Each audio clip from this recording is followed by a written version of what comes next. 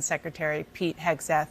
As you well know, he's been accused of sexually assaulting a woman in 2017. He says it was a consensual encounter. And you argued that a police report that came out this week showed there were just two people flirting with each other. But I want to just make sure our viewers know what that report said, that the woman said that when she tried to leave Hegseth's hotel room, he blocked the door, ended up on top of her and performed a sexual act. She also said that she, quote, remembered saying no to a lot. Yeah, go ahead.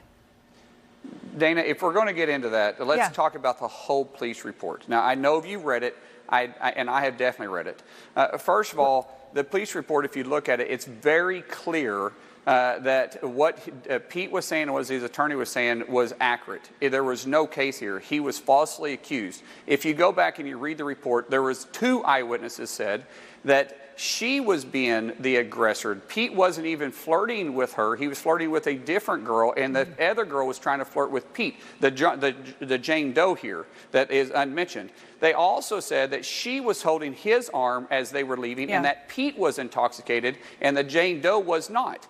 They obviously said, multiple people said, that she was aggressively, to the point of aggressively, use the word aggressively, flirting towards him when they were in the courtyard. Senator, when the hotel staff came in. Well, I'm just saying that you told one part of this, Dana, I wasn't done. I wasn't done. You're giving his side, and it was definitely, the police report is definitely what she said and what he said. You're absolutely right. I hadn't gotten there, but I appreciate you giving that other side for me. So I guess that just kind of answers the question, which is, from your perspective, you believe his part of the story and not hers.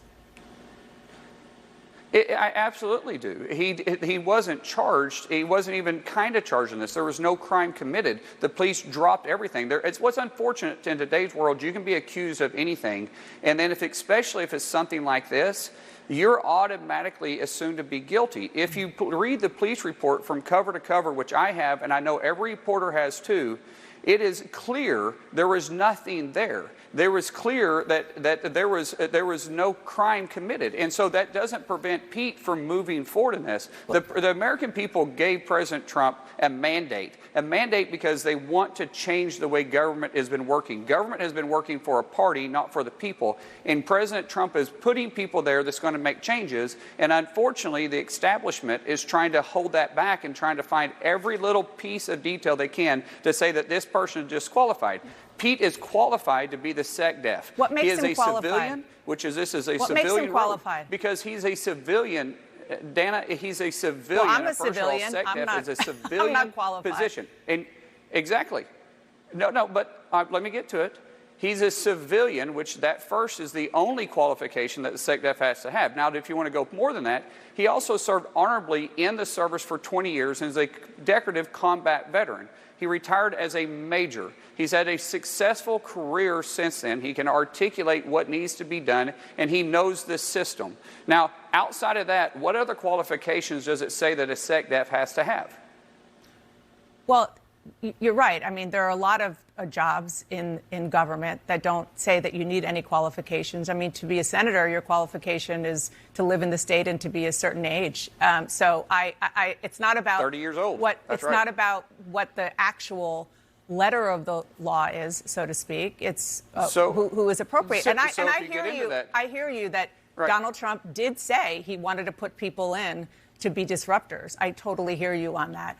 But the question is whether or not some other, we can just take other issues. Like he said that he suggested that women shouldn't be in combat. You just heard somebody who got her legs blown off saying that they should be, that women are very valuable in combat. And Dana, I have 3 girls. I don't want them to be limited either. Pete has his opinions. You have your opinion. I have my opinion. But who ultimately makes that decision is President Trump. And President Trump respects every person serving in the military, regardless of male or female. There's no limitations. We know exactly how he's going to be the commander-in-chief because guess what?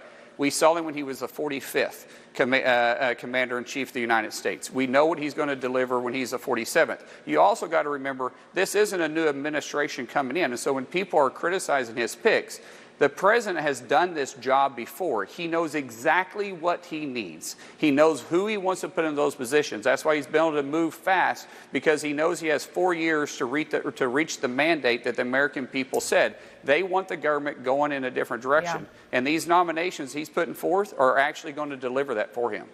So just to button it, you're a yes on Hegseth, obviously.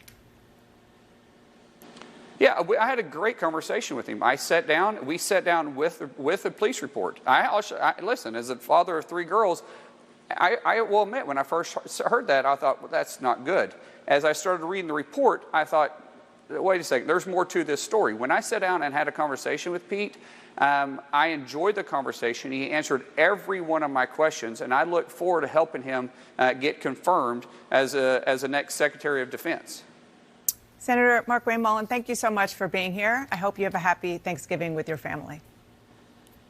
It is absolutely my favorite holiday, so have a happy Thanksgiving too, Dana. Mine too. Okay. You too. Next January, Mitch McConnell will be untethered from leadership.